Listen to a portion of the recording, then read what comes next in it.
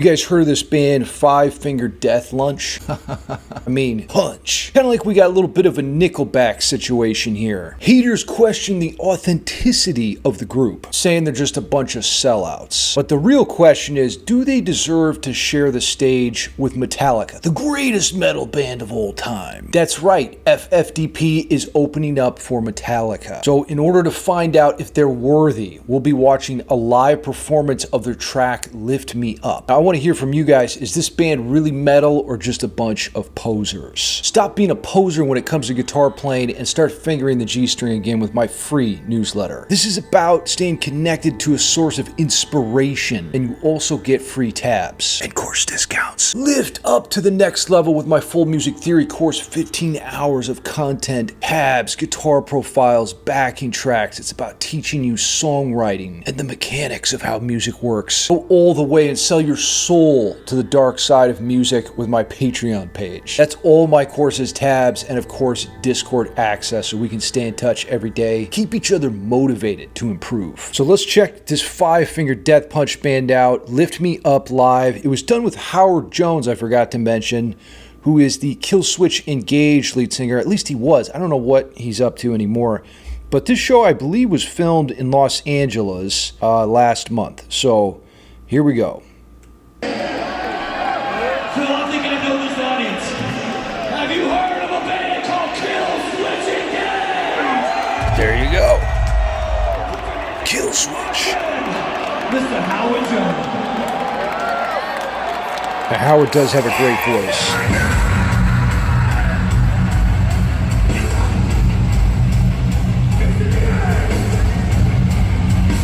Okay, we're chugging on a B power chord.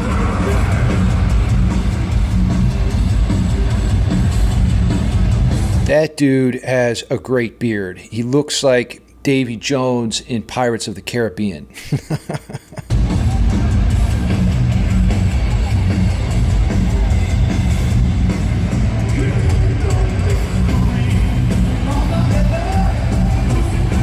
Sounds like we're into verse 1 here.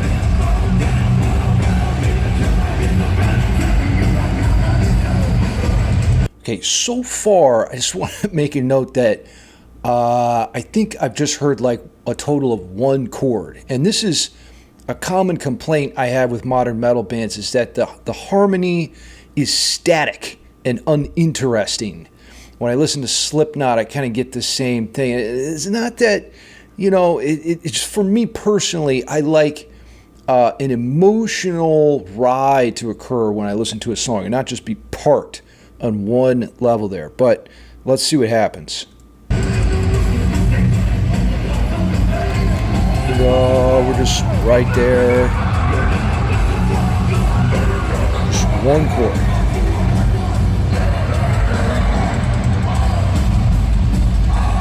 Still just that one chord.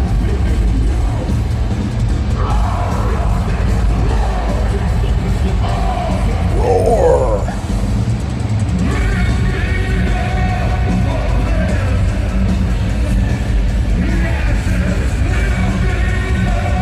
Okay, now we actually have a little harmonic movement. I'm hearing that B minor going down to a G and then an A.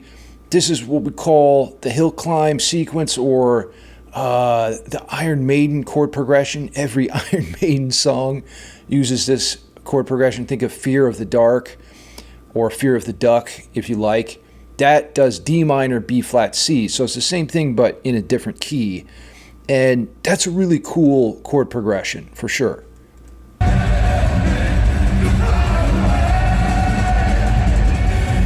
Back to that B minor. G, A.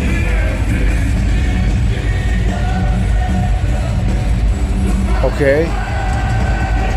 So that's a catchy little chorus there. Let's see if they can develop the idea and take it somewhere interesting in verse 2.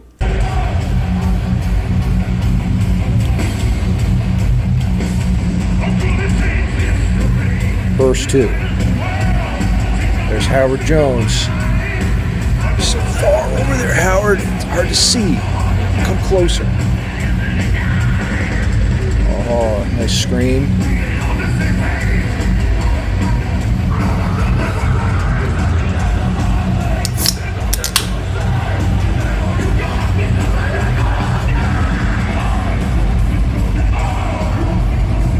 Yeah, see right there, I think that's like the pre-chorus, but nothing really changes much. We want to kind of have this sense of like an escalation in dynamic potential as we get closer to the chorus, right? And then by the time we hit the chorus, we want that just explosion of emotional intensity.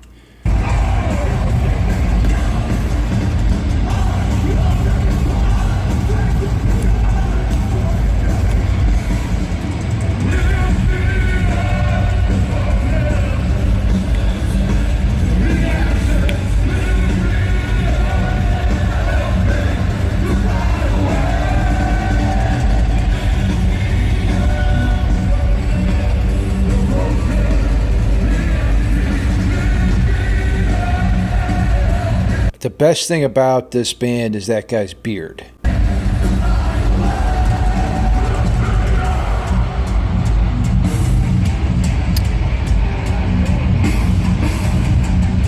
Take me somewhere, boys.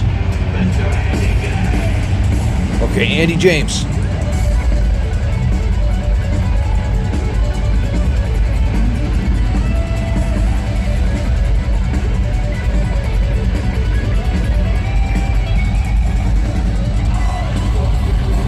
Now that was a cool solo, and you know, it reminds me of this meme, The Unfair Life of Guitarists, where you have this guy doing all the fancy tricks, arpeggio, dream theater, awesome tapping, freaking two-hand solos, and just one nerdy guy gives him a thumbs up, but the guy with the acoustic guitar just says baby, baby, baby, and gets all the chicks, right? Well, this is a real life issue, and the guys who practice too much, you know, we're practicing fingering the G string for 69 hours per day, they forget that this is not athletic performance. You know, music is an emotional thing, right? So you want to be writing songs that make people feel something. Then maybe the baby, baby, baby guy could learn something from the shredder too, and take a little bit more care and integrity in his artistic, you know, development. I think what Andy James here did in this solo was perfect, because it's just a little moment to kind of inject some virtuosity and to take the song someplace interesting,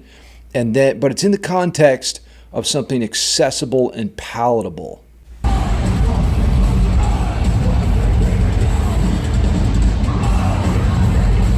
Yeah, back into the pre-chorus here. The solo is the best part of the song, just back in the chorus. I don't know.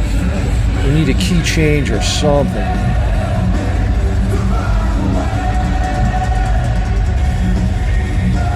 Lift me up.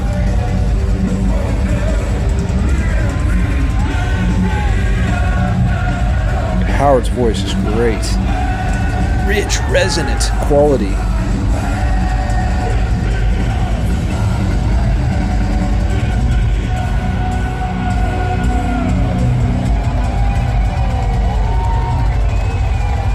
More Andy James shredding.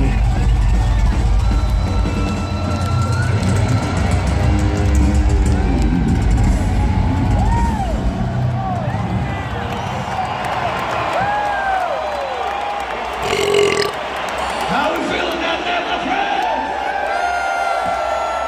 Now, is FFDP just a bunch of posers, or are they a legitimate metal band? Well, as it turns out, they've got 5 million records and they have 11 million digital downloads under their belt. Andy James is an incredible shredder. To be honest, I'm not really familiar with the rest of the members in the group. I love that guy's beard. It is true that artists sometimes lose track of their identity when pursuing commercial success. What you'll find is you have to modify your artistic vision to become marketable to the world. Staying true to yourself is a very romantic concept when you're young and dumb. If you want to make a business around your music, you have to understand that the image you're projecting out there isn't necessarily an authentic reflection of who you are as a person. May God bless Dave Mustaine.